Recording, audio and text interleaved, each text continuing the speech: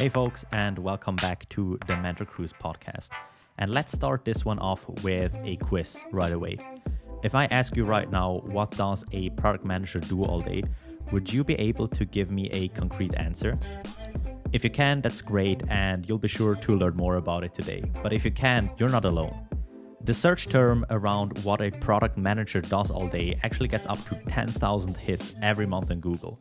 So we're taking the time today to talk to a veteran and leader of the industry. Colleen Graneto is a product manager at Airbnb and talks us through what product management means, why it's one of the most popular and well-paid jobs in the world, and how to get started. Hey, Colleen, thank you so much for taking the time. You're welcome. Excited to join you all. You obviously have a lot of experience in product management. Being a mentor, you're a top mentor. What is the difference between project management and product management? Could you tell me more about that? Yes, that is oftentimes a question.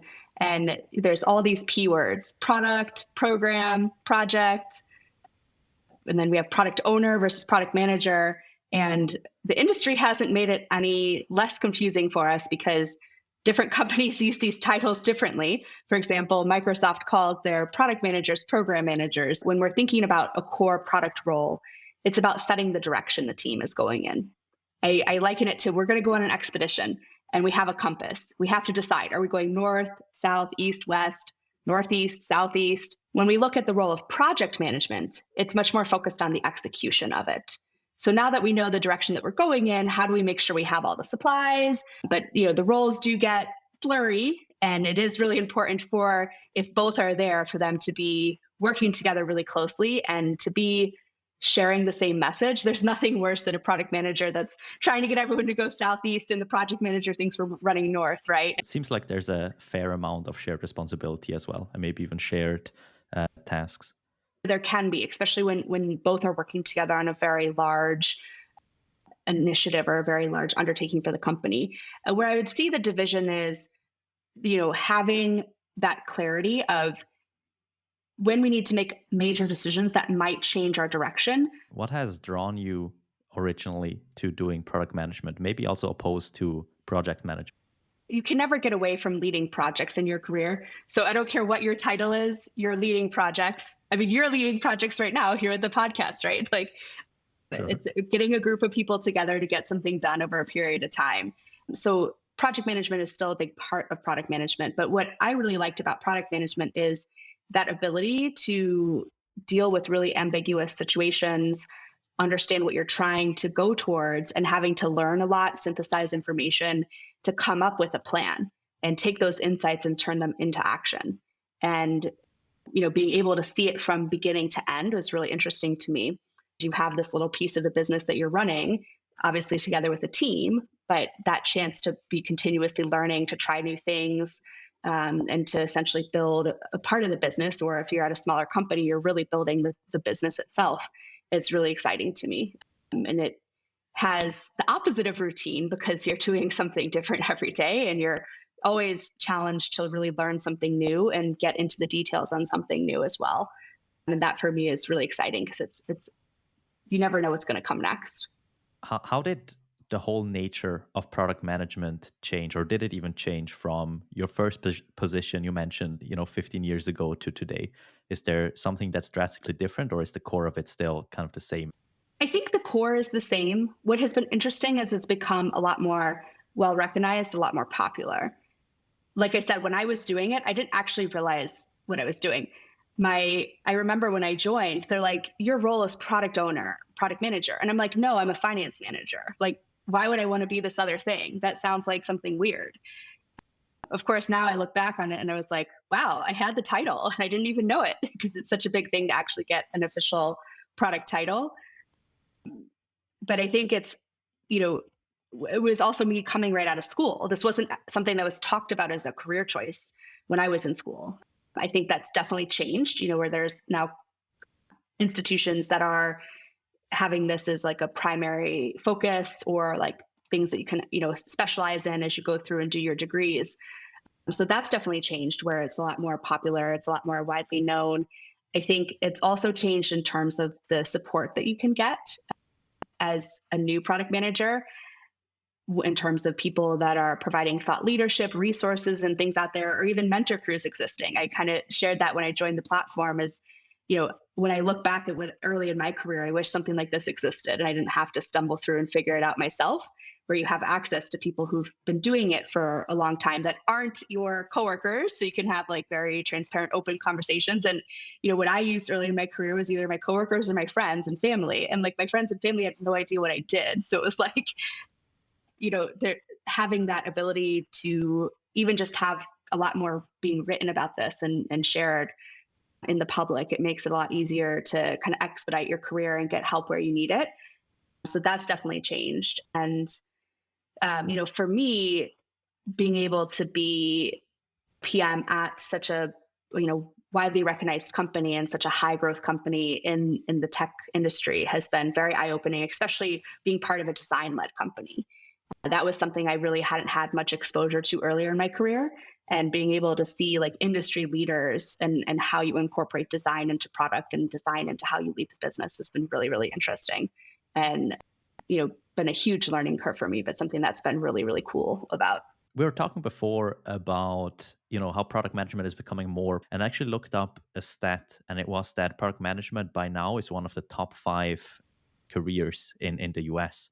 Yes, for sure. I mean, it is, that's one of the top reasons that people are contacting me on MentorCruise is it's generally 2 things. One is I want to get a product management job. Help me do it. I'm like, okay. And we go through the things we're just kind of talking about there. The second is I got a product management job. I don't know what I'm doing and I need help.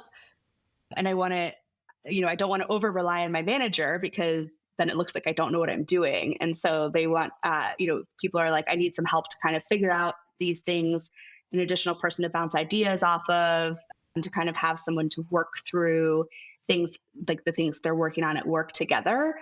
Because oftentimes, managers don't have time to do the coaching and mentoring of their direct reports just because there's so much going on.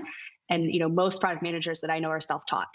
You kind of figure it out and stumble through it and figure it out on your own. And so that's, where I think that's really great resources like this exist now, where you don't have to do that necessarily all the time. And, can have somebody with more experience help you on top of what you're getting in terms of support at your actual role. What are the career paths that you usually see people taking after? Is it really more into like the startup scene and becoming CEOs and so on? Or is there another, path in product management? Yeah, I generally see 3 things happen. One, you can get more senior in product where, you do go to that like very senior, sometimes even IC product role where you have a lot of specialization and expertise and are tackling really wide, ambiguous problems in an area, even as an individual contributor.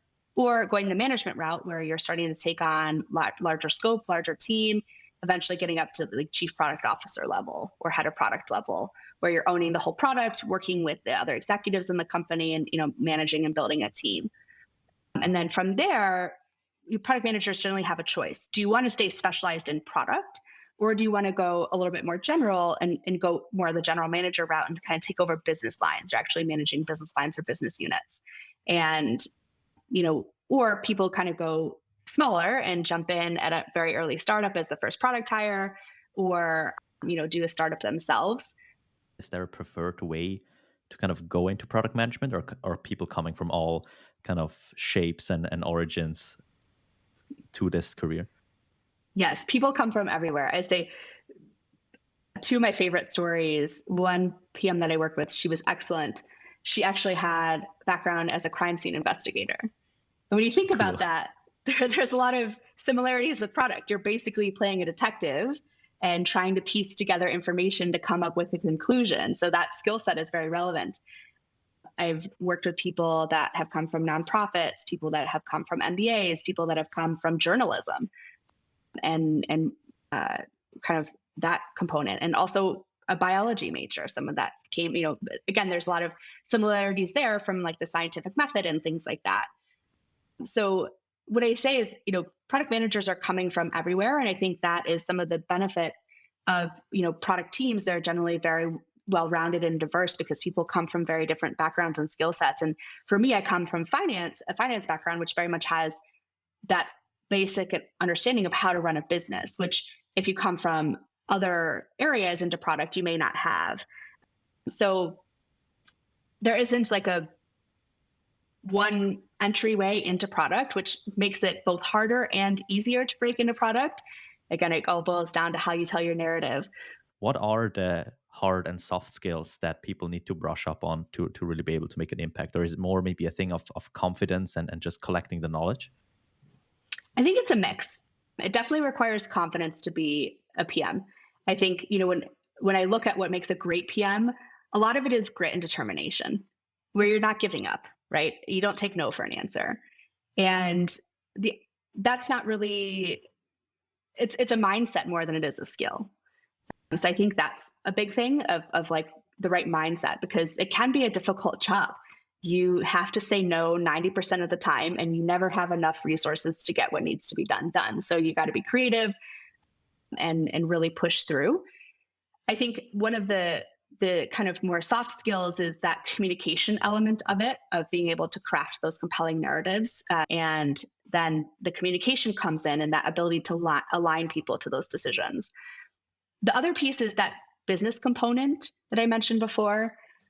It's one thing to collect data and understand your customers, but you have to understand how you're going to add both value for your customers and value for the business, because it doesn't work. Would it be accurate to say that product management is a good career path for people that enjoy being generalists? It can be, but I would still say as a PM, you eventually want to specialize.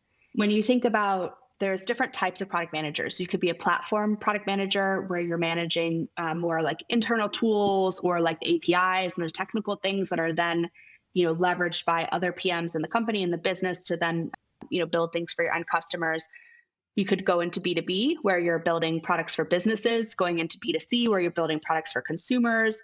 There's different industries, like going deep in fintech, going deep in e-commerce, going deep in marketplaces, going deep in health and wellness, going deep in like social media or kind of community products. That, the more you specialize in those different areas, the more valuable you become, because you're able to go deeper and really understand the problems and the customers. And so generally, PMs are generalists in terms of the skill set, but where you apply it and kind of what your customer base is and the types of problems and opportunities you like pursuing, the more you're able to specialize there, the more history, knowledge, and expertise you have in that industry. When you look at people in their careers who've specialized in a certain area, companies are chasing after them. And that's when you get to be super valuable. And so that's why I say, like, early in your career, try different things out to figure out what it is that you're really excited about. So let's say I listen to this podcast, I'm like ready to go and switch my career into product management now. What's realistically like the first thing that I can do? Should I read a certain book? Should I take a certain course? Should I reach out to you on MentorCruise right away? Do you have any tips for people that want to get started and do the first step? It's a mix of things. You gave some good ideas there when you said, what should you do? The first thing I was going to say is start thinking about your narrative. And what I recommend doing is find your dream roles. What products are you excited about, right? Even if you haven't decided what you want to specialize in, you need to pick something you're really excited about and something that is transferable from the skills that you have, right? So it's like, if you have expert in a domain and you're really interested in it, great, that sets you apart because you already have some things that you can check the box on. I think in terms of building PM skills, I have two books that I recommend as like the PM 101. One is Marty Kagan, Inspired. He has new books now. Inspired, I would think about as like more kind of product, your role as a product manager. He just also wrote a book called Empowered, which is a lot more targeted towards product leaders and how to be a really good product leader. But Marty Kagan's Inspired, I think, is a PM 101. And then the Lean Startup by Eric Ries is a great book in learning about experimentation and actually testing to learn. And I would add a third one to there, which is one of our PM 101 books at Airbnb, which is called Creativity Inc. by Ed Catmull. And it is the story of Pixar, essentially, which is a very interesting story that very much applies to how you think as a PM, because it basically talks about the process of building a movie, which is a product, and it's completely out of your imagination. And so how do you actually get a product out of somebody's head, out of someone's imagination, with a team of like 300 plus people that actually have to animate and build the whole movie? by Ed Catmull. And then, I think, can't lie, I think MentorCruise really helps. Find somebody to practice your interviewing with and somebody to critique your resume. If it's not on MentorCruise, find a friend who's a PM, do some networking and reach out to people on LinkedIn who might be willing to help, because you may think it's good, but what you want to test is. I definitely have to pick up Creativity Inc. That sounds like an amazing book. And I'm sending Lean Startup, I think, to people like every single week. So I'll totally stand behind that recommendation as well. Yeah, I think you'd like Creativity Inc. It's a cool one. It sounds like a great book. I'll have to pick it up for sure. Thank you so much for sharing your expertise, your passion, and your knowledge with us today on the podcast. I think this was super fun and super valuable, especially for people that are trying to break into that product management role. We're going to link your MentorCruise profile in the description of this podcast, of course. Can we find you anywhere else online? Are you on social media? Are you active? Yeah, I say MentorCruise or LinkedIn. I do have a newsletter. I send out information every once in a while. I need to get more active on it. But I do also I'm happy to share, people just reach out to me on LinkedIn. I have, as you might imagine, I've gotten a lot of questions over the years of help me recruit. And I've written it all out in a playbook that I share with people when we're working together, but also happy to share that with anybody. Awesome. Again, thank you so much for coming onto the podcast and have a great rest of the day. Awesome. Thank you.